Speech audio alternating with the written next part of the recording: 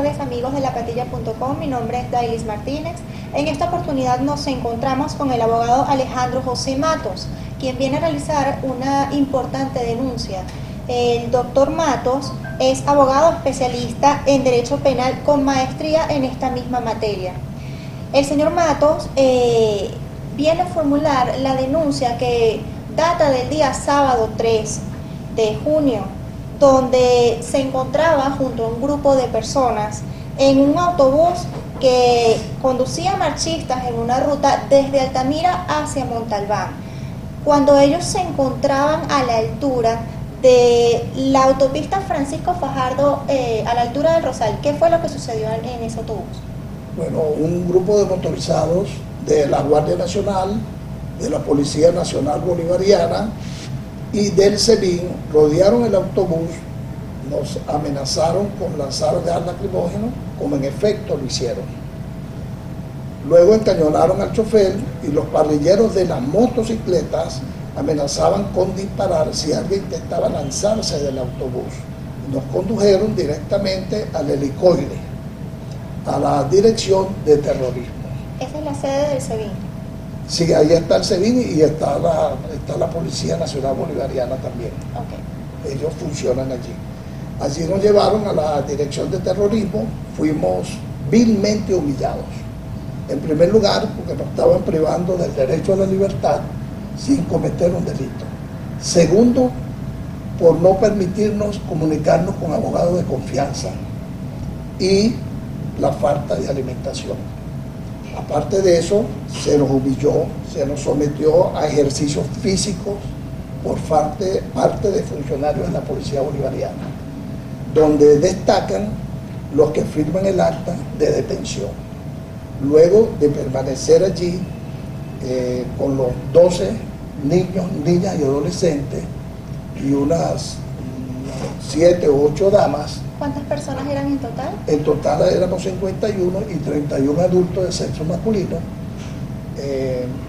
Nos reseñaron como terroristas en la dirección de la Policía Nacional Bolivariana, siempre esposados hacia atrás y humillados y ofendidos verbalmente como vulgares terroristas. Luego que nos reseñaron como terroristas, en esa dirección, allí mismo se constituyó una comisión del SEBIN. Y el SEBIN también nos reseñó como terroristas bajo fuertes presiones y humillaciones. Y ya en horas de la noche llegó una comisión del 6CPC, que en razón de la verdad fueron los que nos trataron con un poquito más de decencia y nos reseñaron también como terroristas. Las amenazas continuaron por parte de la Policía Nacional Bolivariana y los diferentes funcionarios que se presentaban ante el grupo de detenidos diciendo que nosotros íbamos a un tribunal militar porque nosotros íbamos a incendiar Media Caracas y que ya el ministro había llegado porque nosotros nos habíamos bajado del autobús un arsenal de armas y explosivos con los cuales íbamos a cometer esos actos terroristas. Luego fueron interrogando de manera individual a algunas personas. Entre ellas se me señalaba mucho a mí, no sé, será por la forma de yo expresarme, yo por lo menos trato de conservar el vocabulario, aunque yo en ningún momento me identifiqué como abogado cuando vi aquello que estaban haciendo, de aquí tiene que llegar el momento de yo poder hablar ante un juez y ante un fiscal, y ante los medios de comunicación y ante los organismos internacionales, porque esta es una violación de derechos humanos y nos están sometiendo a tratos infrahumanos al no permitirnos siquiera tomar un trago de agua y comunicar, vuelvo y repito, con la familia. Sobre este punto, estoy viendo que tiene en sus manos unas reseñas de prensa donde se habla pues de estas violaciones de derechos humanos. ¿Podría especificar cuál fue ese trato que le dieron a esas personas y a usted incluida en esta sede? Bueno, por lo menos a mí me interrogaron varias veces amenazándome con mandarme a un tribunal militar si yo no decía que el Samuro Negro estaba en un golpe de Estado, que estaba en marcha. El Samuro Negro, después entendí cuando otro funcionario me dijo, ¿tú conoces a Diego Padrón? Y le dije, mire, yo que yo sepa, es una persona que se ha dedicado toda la vida a la religión católica y al bien común. Pero yo no conozco a ese señor, jamás he visto a ese señor en persona. Lo mismo me lo preguntaron sobre el gobernador de Miranda, sobre la esposa de Leopoldo López, sobre Leopoldo López, sobre Julio Borges y sobre la Machado, o sea, refiriéndose a María Corina Machado y a Freddy Guevara. Es decir, los estaban como coaccionando. Sí, para que nos íbamos en libertad si nosotros nos prestábamos para que ellos justificaran que estaba en marcha un golpe de Estado. Okay. Me preguntaron también sobre el alcalde preso, Antonio Ledesma. Y mire, me parece que ese es un hombre honesto y que lo que se le está cobrando, pues soy una persona que leo. Son las dos derrotas que le ha derrotado, le ha propinado en Caracas al oficialismo cuando aspiraba a la alcaldía mayor.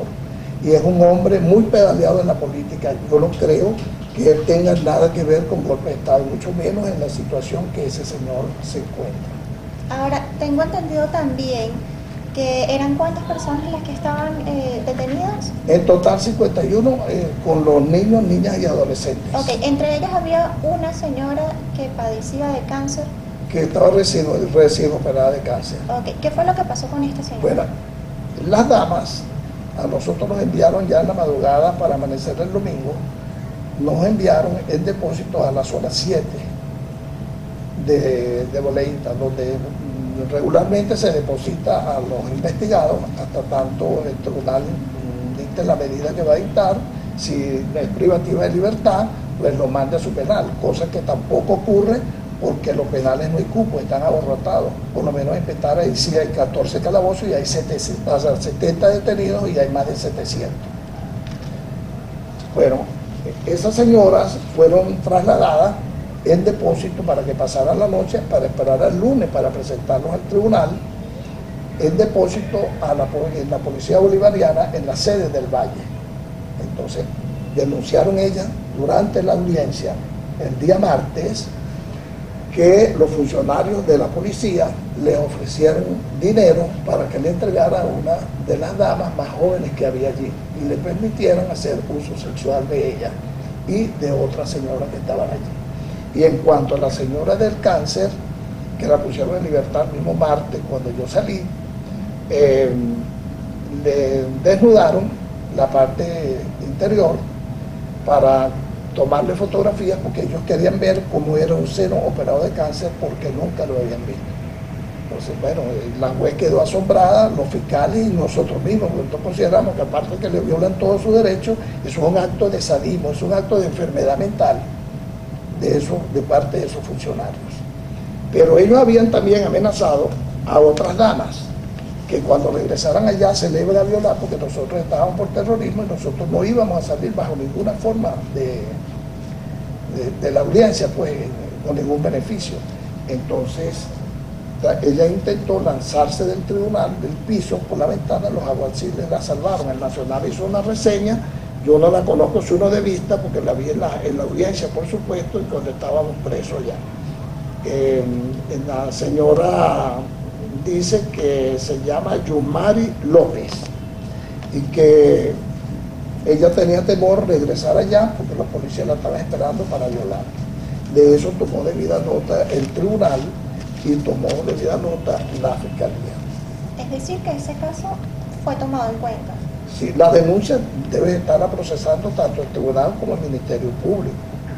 Y nosotros esperamos, y esto es una opinión personal, que el Ministerio Público ciertamente vaya al fondo de esto, porque si no nosotros vamos a ir contra esa fiscal, porque esa fiscal ha debido ya abrir una investigación a fondo y suspenderle el ejercicio a esos funcionarios. Esos funcionarios tienen que ser sometidos a exámenes multidisciplinarios, de participen psicólogos y psiquiatras, porque esos señores para mí no están en su pleno juicio, porque una persona que haga eso con una detenida, imagínense qué seguridad puede brindarle a un ciudadano.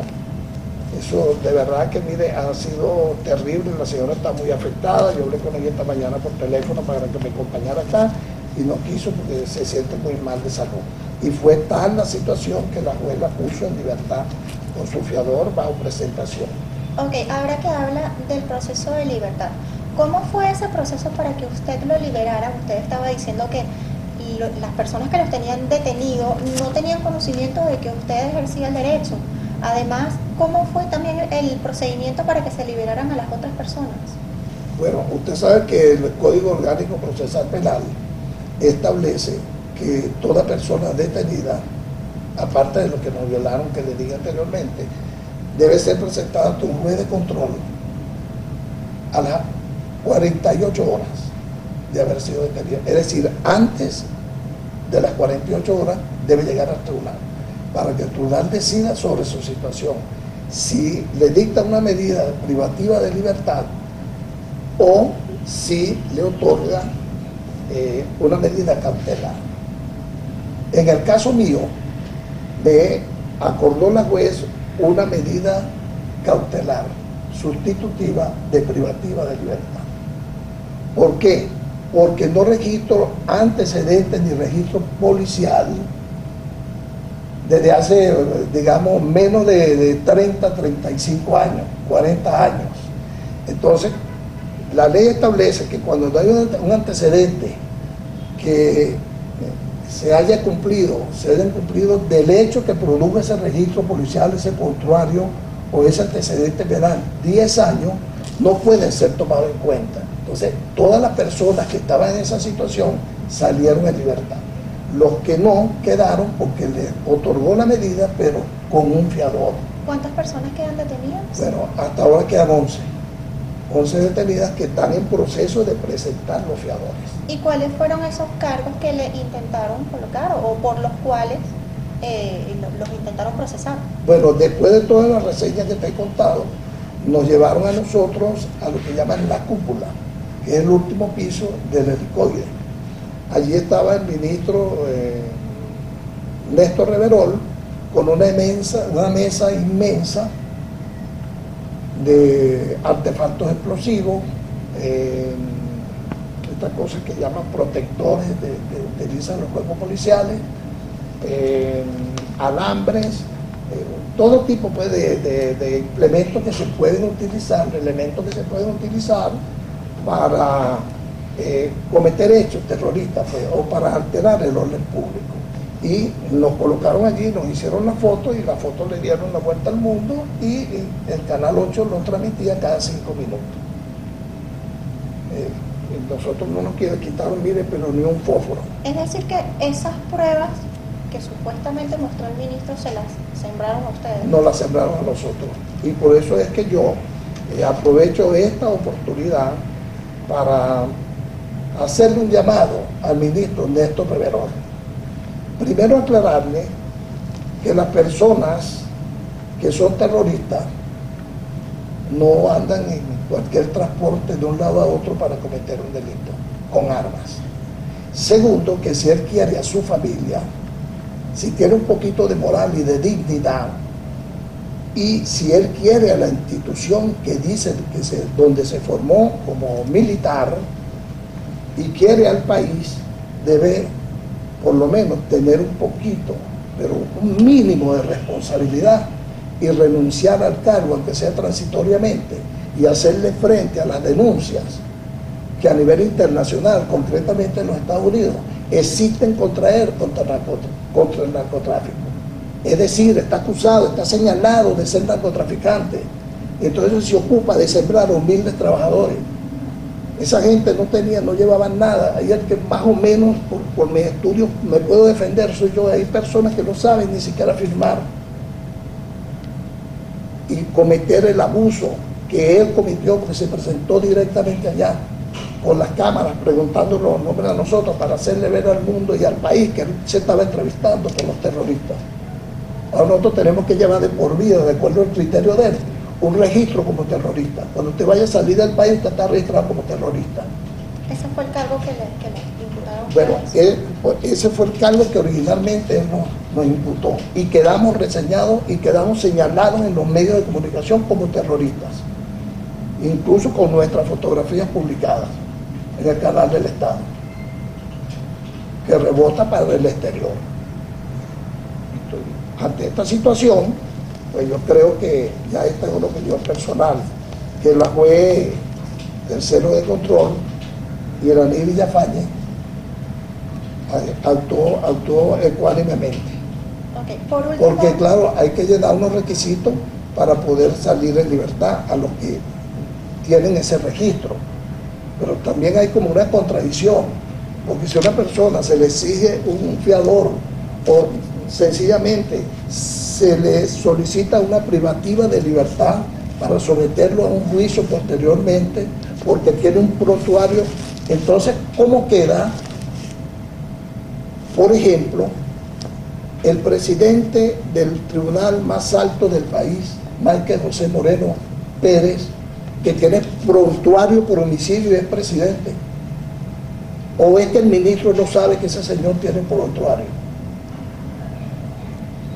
Entonces, el ministro violó la Constitución y una serie de leyes, y nosotros vamos a llevar este caso hasta las últimas consecuencias, porque nosotros no hemos cometido ningún tipo de delito ni portábamos artefactos explosivos. ¿Qué acciones van a tomar próximamente? Bueno, hay que esperar que concluya el proceso el tribunal para entonces nosotros demandar al Estado para que nos indemnice el daño moral que nos causaron y el daño psicológico. Y a nivel internacional para que se conozca cómo se están violando los derechos humanos en Venezuela y cómo se le da un trato infrahumano a personas inocentes. Porque está bien que usted sea responsable de un delito, pero que usted no es responsable de ningún delito, entonces lo llevan preso y no lo reseñan como terrorista por el resto de su vida. ¿Y qué explicación le da usted a su hijo? ¿Qué explicación le da usted? ¿Qué explicación le doy yo a mi nieto? ¿Ah? Por último, no sé si usted quiere que le haga... Si quiere enviar algún mensaje, quiere dirigir algunas palabras al ministro Reverol, al presidente de la República. Bueno, al ministro Reverol ya lo que le digo, que le haga frente a su situación para que moralmente lave su imagen ante el país y el mundo. Y entonces tenga moral y dignidad para detener a los delincuentes. Y por último, que yo lo responsabilizo directamente a él de lo que a mí, a las 51 personas, incluyendo los niños, niñas y adolescentes, y a nuestros familiares nos puede ocurrir. Agradecemos las palabras del doctor Alejandro José Matos por su presencia en nuestro canal lapatilla.com y los invitamos a ustedes como nuestra audiencia que nos sigan acompañando en nuestro portal web www.lapatilla.com.